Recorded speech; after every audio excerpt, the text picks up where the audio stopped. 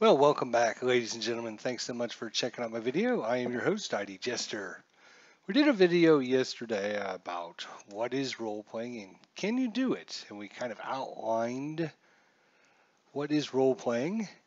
Role playing is simply telling a story with your fellow players and your dungeon master or game master, depending on which system you're running, and how you interact with one another and create this magical, wonderful thing. Beautiful story that you can proceed through. You can direct. You can kind of dictate to what happens during this story through your role playing and through what it happens through the events of this story. So I'm sure a lot of you got a chance to watch that episode. This is going to be kind of a continuation of that. Um, we're going to be talking about giving examples about role playing and kind of giving you a little bit more further information about role playing. So, as we talked about, role playing is nothing more than the dungeon master setting the scene for the players, telling them what's going on around their environment, what's happening to them, what they perceive, what they see. He might not be giving them all the information. Maybe there's a goblin lurking around the corner or something like that. But he's giving them the information that their characters could understand what's going on. And it's up for the players to then reply to the dungeon master what they're doing. And there are good replies, there are role playing replies, and there are bad replies. And kind of going to outline those. We're going to go through some examples and show you the difference between them and kind of explain what is good role playing and what is in character role playing and what is bad role playing. To outline it to be simple, okay, to be very simple, you want to think of yourself as an author of the book that you are creating this fantasy story. The things your characters say back to the DM should be something you can write into a book. So if I have a fantasy novel, if I've got this wonderful fantasy novel, and anyone is reading it or watching it or whatever the scene is going on, the things your characters should say back to the DM would be something you would write into the book.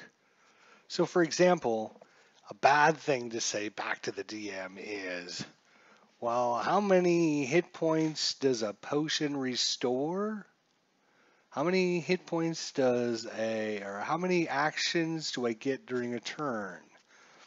How many feet movement do I get for my turn? Those aren't going to be things that, oh, look, it says here I get back 6 hit points on my turn. No. You're never going to read that in a fantasy novel. You're not going to. So what you want to say back to the DM is things that you would actually write down and put into a fantasy novel. If you're not sure, pick up a couple fantasy novels and read them. I highly recommend this one here. This is Malice by John Gwynne.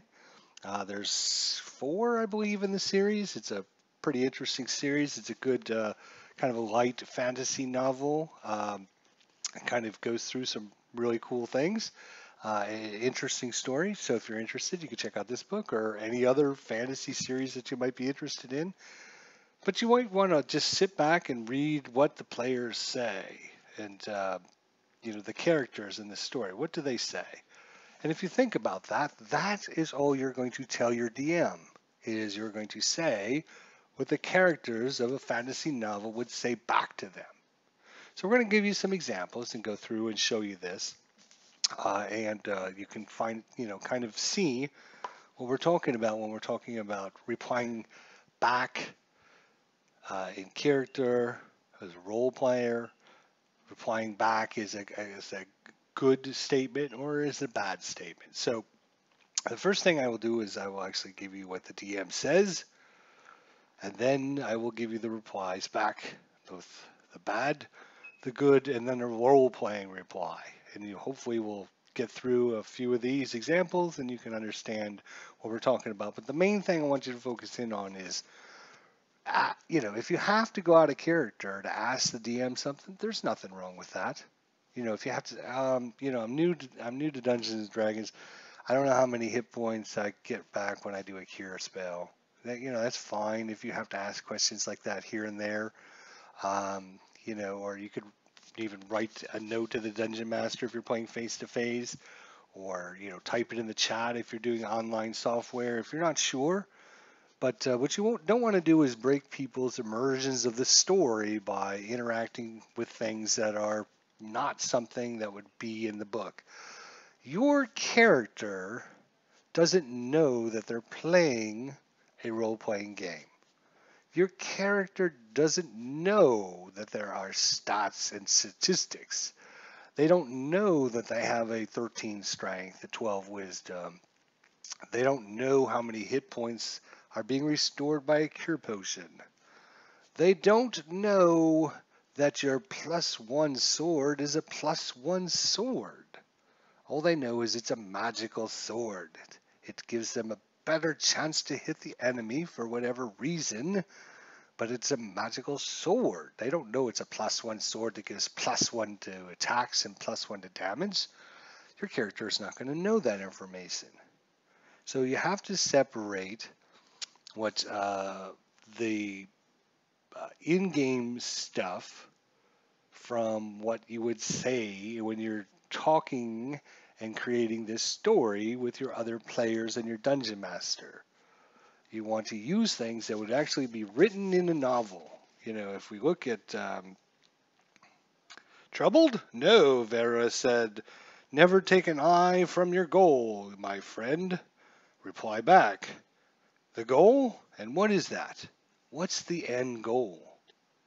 These are great statements that are written in a novel. These would be great statements for your character to be interacting with another character at the same time, having these same conversations. That's all you're doing. Your statements should be something that you are going to be writing in a fantasy novel, because a fantasy novel is nothing but a story, a fantasy story. You're creating a fantasy story as well.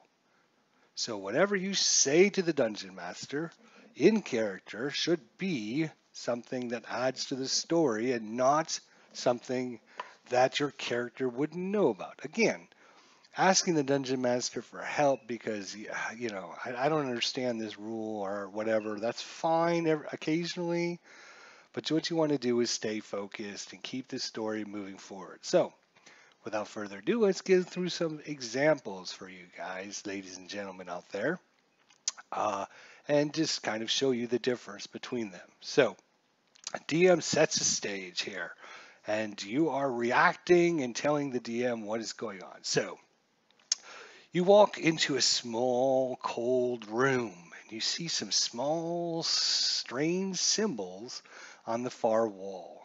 They look like they're actually carved into the stone. From these symbols on the far wall, you see some red liquid slowly dripping down the edge of the wall. So, a bad statement back from a player would be something like, can I roll a check to investigate these symbols, or can I roll an arcane check to see if I recognize these symbols or not? I don't have proficiency in arcane, but maybe I know what the symbols are. So that is kind of a bad statement because, again, it wouldn't be something that an author of a book would talk about or say that their characters say. Okay, that's number one. Number two, it's a bad statement because you are using game concepts for your character. When you use terms from the game system you're using, it's kind of a bad statement because you're using things that your actual character wouldn't know about.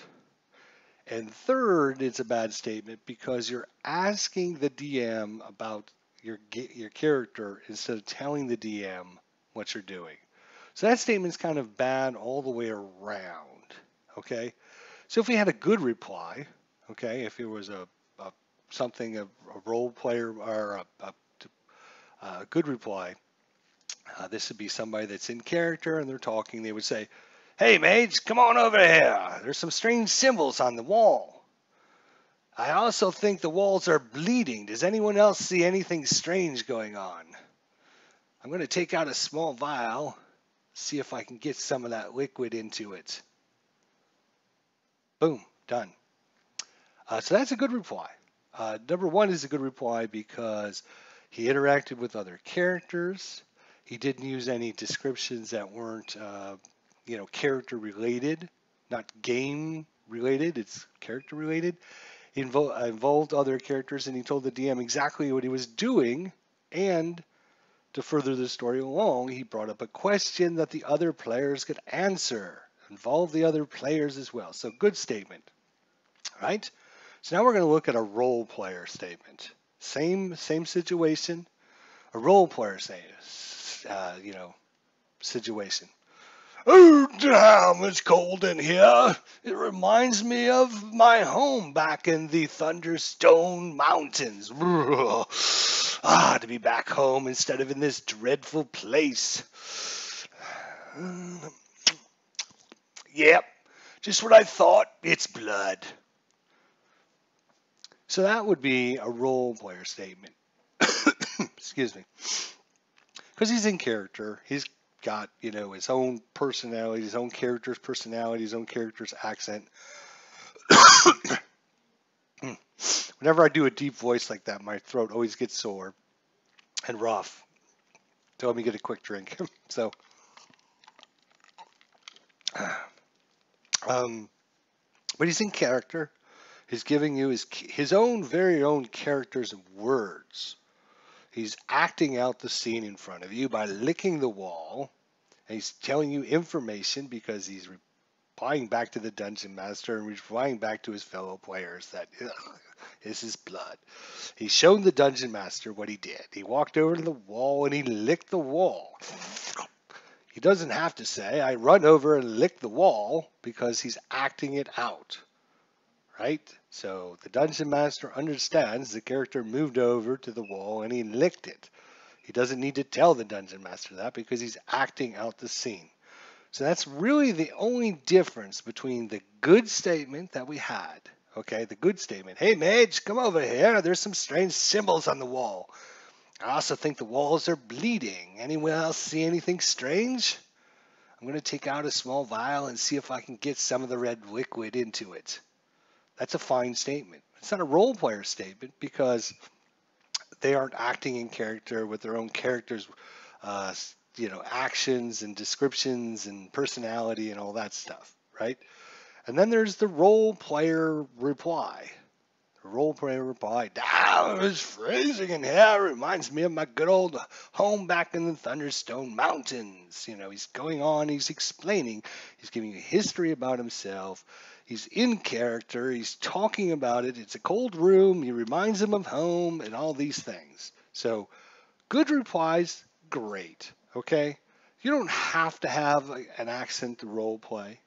Okay? You don't have to have act out the scene where you're licking blood or whatever the scene is like that. But if you want to, it definitely helps.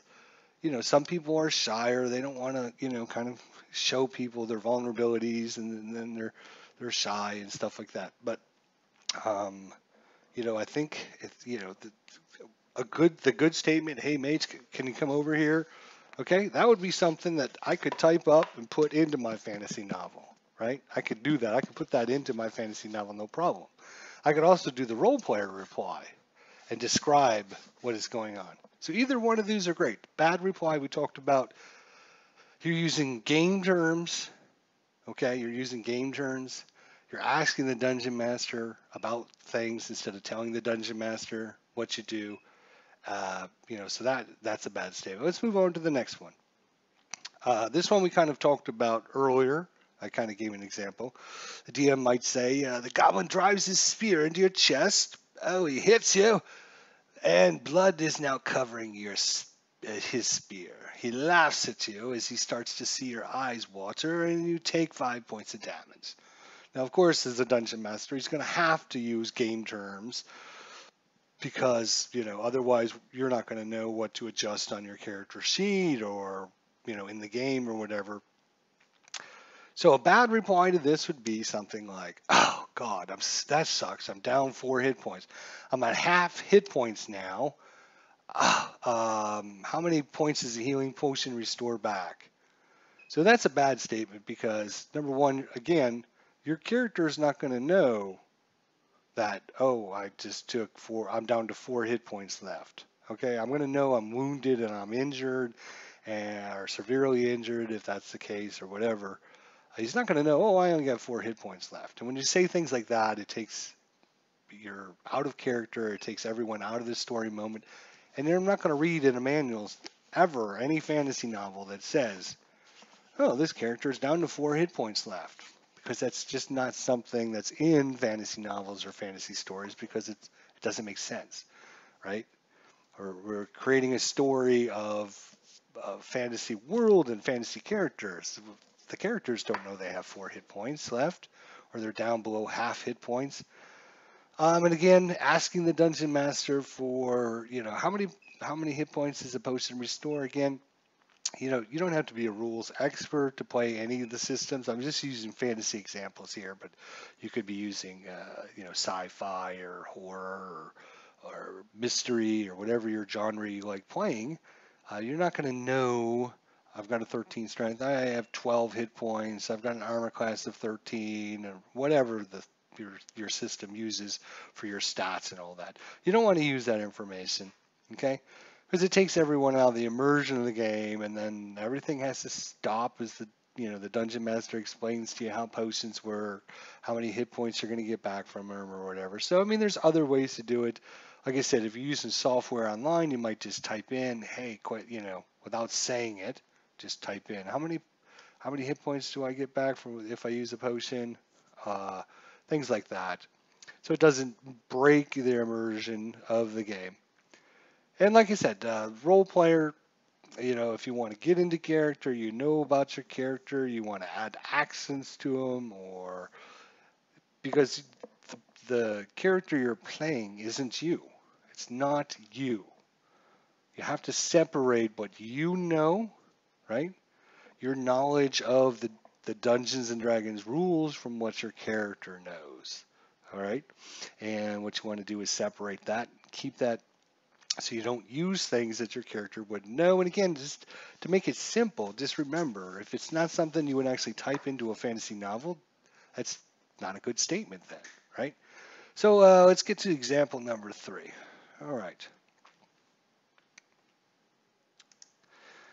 All right, Dungeon Master. You're walking down the street. You see a strange human lady who walks up to you. She's got a necklace made of alligator teeth, and they're held together by a silver chain. Her long black hair is covered with dirt, and her clothes are tattered and worn. She stares at you for a second and then says, Galen? Galen, is that you? It's been such a long time since I've seen you. Now, FYI, your character is not named Galen. All right, so you would know that in the game because you would have your character's name and you would know what the other player characters' names are. But AKA, our information, your character isn't named Galen. So, if we look at a bad reply, okay, a bad reply back from a player, it's going to be something like, have I ever met this lady before? She doesn't look familiar. I'm an elf and she's a human. How would she know me? Should I roll a check to see if I remember this lady at all? So these are all bad statements because, again, you're asking the dungeon master, should I do something? You're giving out information that, have I ever met this lady before? If you had met this lady before, the dungeon master would have given you that information in a statement. He would have said something along the lines of, you've met this lady before, okay, and proceeded with his explanation. Or you remember this lady from a long time ago, and you remember that she's lost her mind, but she walks up to you and she says, Galen, is that you? It's been such a long time since I've seen you. Okay, so you don't need to ask Dungeon Master about things like that. Do I know this person? If you would know this person or you'd met this person before, the Dungeon Master would have probably told you that in his explanation. Now, maybe he forgot, okay, and he might say, oh, yeah, I forgot. You remember this lady from before or something like that. But, You can just assume that you don't know this character, or the dungeon master would have said, you remember this lady from before, or you remember her as a neighbor that you had, 20 years ago, or whatever the situation is. It's also bad because you're asking the dungeon master, should I roll a check? Okay, again, never going to read in a fantasy novel. Nathar asks if he should check and see if he has any history with this character. Now, it's never going to read something like that in a novel. It's not going to happen because that's not something that would go in there. It's not a good statement. So a good statement from a player would be, I push her aside and I keep walking. I try to ignore her. She's probably trying to distract me because there's a thief somewhere around that wants to empty my pockets. So I'm going to be watchful to make sure no one else approaches me. I say to the lady, I'm not Gavin, and I push her aside and keep going. Period. There you go. That's a good statement. That would be something you would read in a fantasy novel, right? It's just like that. Again, the important terms for you are I do this, I do this, I do this, I do this. Because you are playing this character, right? You are playing this character so that it is you. You are acting for this person. But, nothing wrong with that statement at all. All right? A role player statement would be something like this. Lady, I am Hermie Halltower from the town of Waterdeep. You would recognize me as all great sages will when I save this pitiful town from certain destruction. He's acting like he's pulling out a coin. He says, now, as a side note, I like your necklace. I'm willing to trade it for this gold coin here. I have a barbarian friend that thinks he's an adventurer, but I use him as my own personal bodyguard. Will you trade me? So there you go. You're, again, talking in character, whatever your character, accent or, whatever. Personality, you're furthering your story along. Again, something I would read in a fantasy novel. You're adding your own personality to it, okay? Because you're taking the environment, the alligator teeth necklace, and you're now interacting with the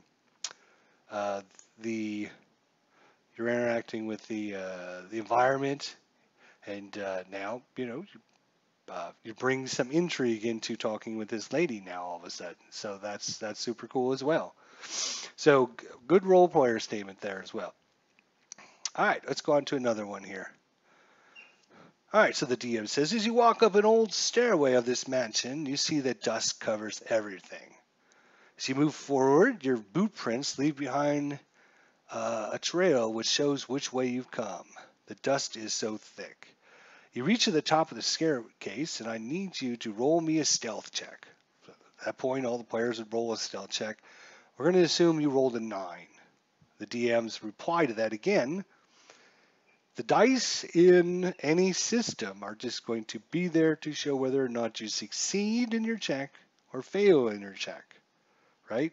So that's all the dice do in the game system, is either show whether you've hit something or whether you do damage, whether you pass your skill check, whatever the situation is, the dice are going to show you either a pass or a failure. So since you rolled a 9, we're going to assume that's a failure. You're going to find out because the DM isn't going to say, oh, your skill check has failed. Well, I mean, he might say that, but he's going to continue the story by saying something like, you step on a loose board and a loud creaking echoes down the hallway. On the far end of the hallway, about 30 feet down, you see a door that's shut. Suddenly, a light comes on and starts gleaming out under the door down the hallway. You hear the faint sound of whispering coming from behind the door. There's the situation. He's described it to you. It's now up to you. Again, the DM may or may not, depending on your dungeon master or game master, he might tell you, oh, that's a failure or that's a success. But you can listen to what the DM replies and kind of know whether that's a success or a failure. So, bad reply. Okay, I'm going to take the ready action. If something comes out of that door, I'm going to fire at it with my bow. For my movement, I'm going to move 10 feet down the hallway and I'm going to stop. All right. I think we kind of understand the bad statement again because it's using game terms for your own character, right? You're using game terms and you're not really um, you're talking kind of out of character, even though you're talking about what's happening to your character. You're still using game terms because you can take an action and you can take a movement action, and you're telling the dungeon master, I'm going to take a ready action and I'm going to take a move action. I'm going to move up 10 feet. So again, kind of using game terms, not the best reply in the world that you could use. So simply, instead of saying that, let's look at somebody that says something good, right? I notch my arrow in my bow and I draw the string back to shoot. I whisper to the dwarf next to me to cast detect evil. Everyone follow me and get ready for a fight. So this is a good statement. The reason it's a good statement is because I notch my arrow in my bow and I draw back the string prepared to shoot. That should tell the dungeon master you're taking the prepare action, but you are not saying I am taking the prepare action. You're describing the ready action that you're taking for your dungeon master. You don't need to say I'm taking a ready action. Okay, tell them how you're taking the ready action. I notch my arrow in my bow. I draw the string back, prepared to shoot. Okay, so if you have a good dungeon master or game master or whatever the situation is, you just described how the action that you're going to be taking in Dungeons and Dragons.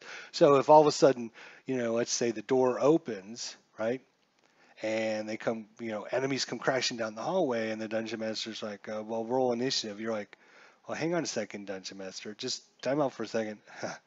I had prepared, I had drawn my bow back, prepared to shoot.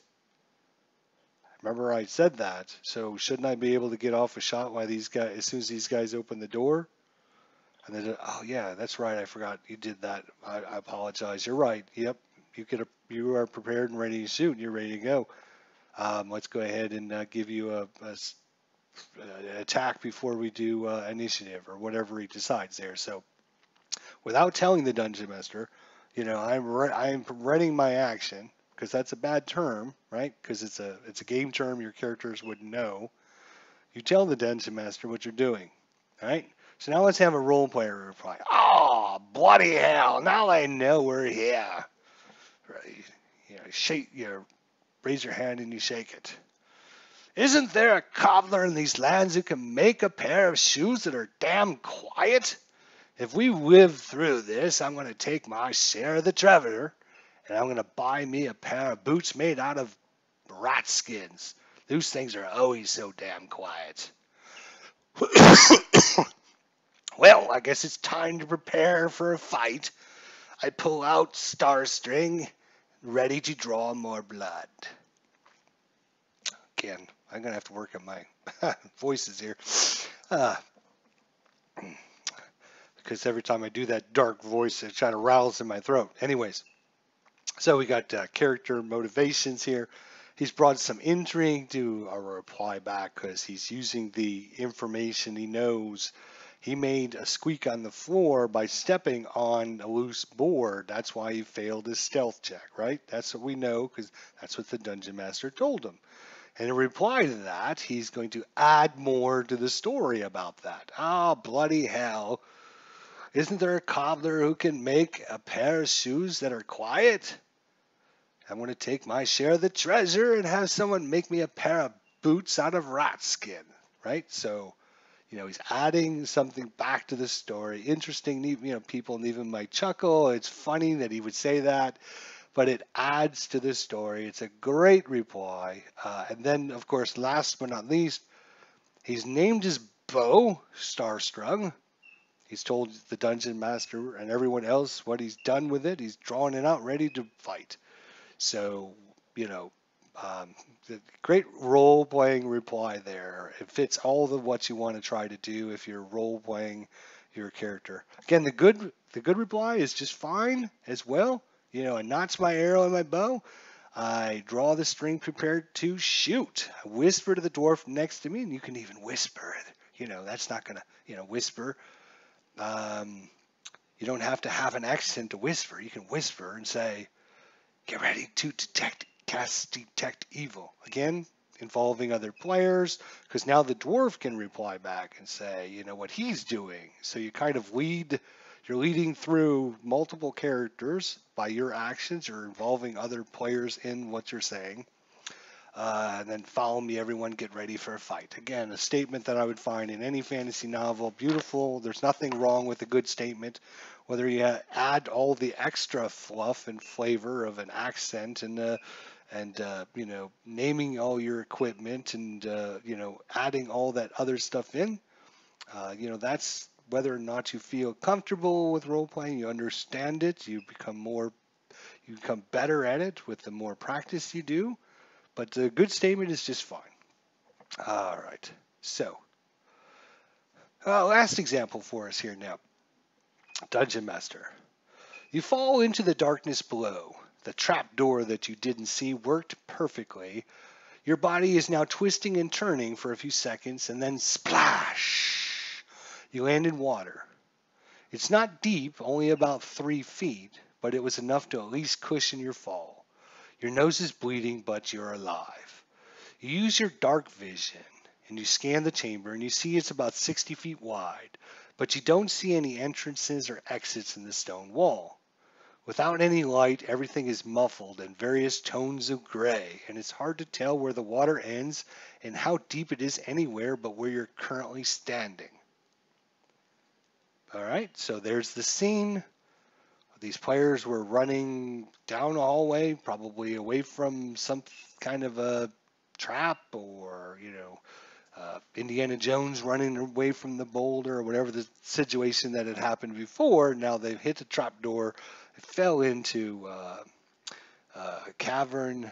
Fortunately for them, they fell into some water, so they didn't take any damage. The DM didn't say you took, 3 points of damage or whatever he told you. The water was there. It cushioned your fall, right? So bad reply, something bad. All right, if I move towards the wall, I'm going to have to make a swim check because I'm not very good at swimming.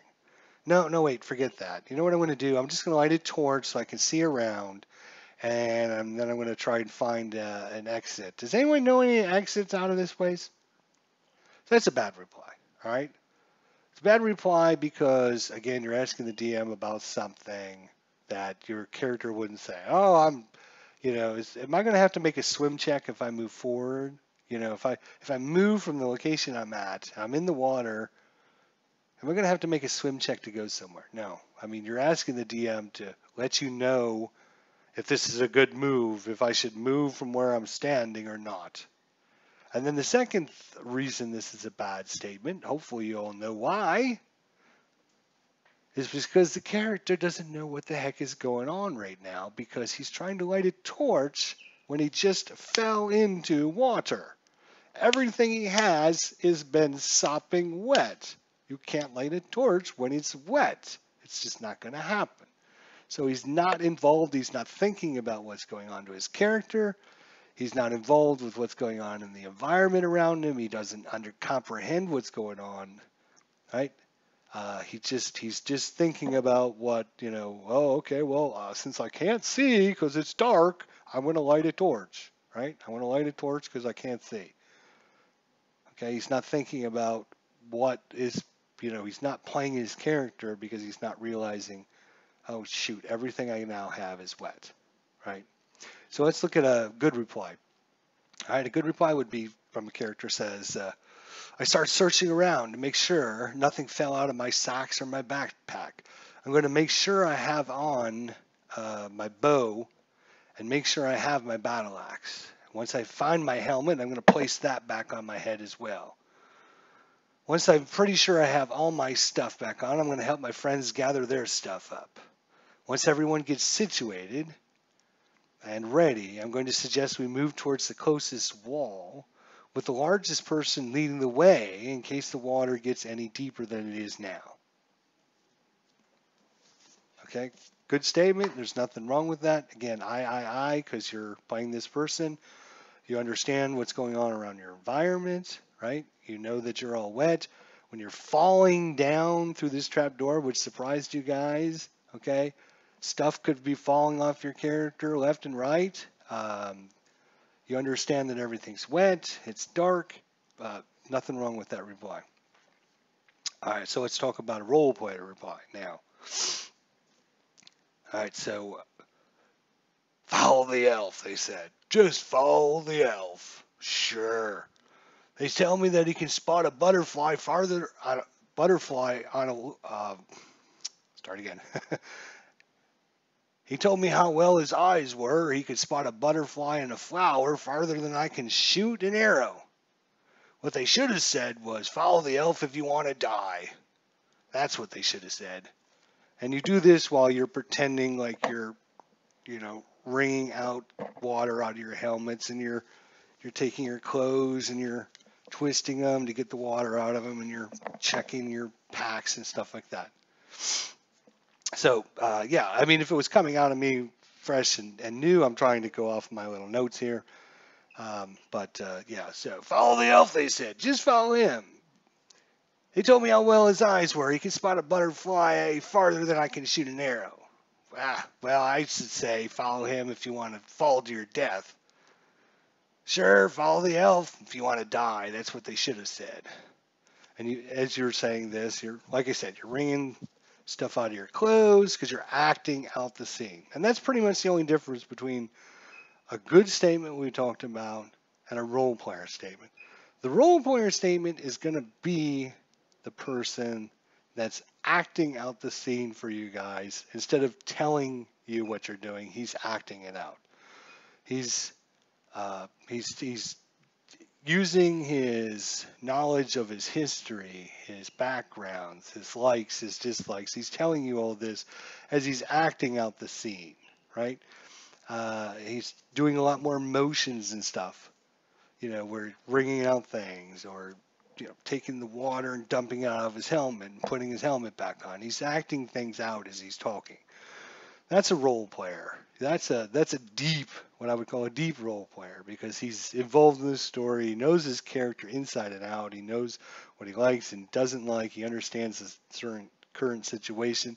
He's always willing to add things to the story based upon his own character's knowledge, his character's backgrounds, his likes, his dislikes, etc. And that's pretty much, the role player. All the good statements that we talked about are very good statements. In general, they are things that you're going to find a fantasy fantasy author, let's try that, a fantasy author would write into a fantasy novel. Okay, they're all statements that you would read out of a book, right? The bad statements we talked about in general, you're talking about things that are what we term as role players OCC. Okay, now, I got OCC, but other ways. OCC for this way is out of character, meaning you're talking out of character. You're talking about things your character doesn't know, like game terms, like hit points, how much damage things do, 2d8, 1d8, talking about skill checks, talking about ready actions, talking about things that your character doesn't know. Oh, I got a +1 sword. It's going to give me a better chance to hit this guy, right? No, your character doesn't know it's a +1 sword. Maybe he knows it's a magic sword. He doesn't know it's a +1 sword. So, I mean, in general, bad terms are using things that are bad. Role-playing back would be things where you talk about things that your character would know about. The other thing is you say things like, well, I guess Gundren, he's gonna walk over to the wall, and I guess he's gonna tap on the wall.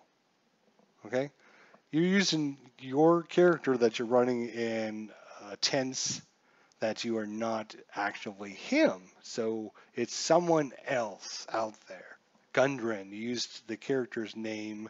Well, I guess Gundren, he's going to tap on the wall, right?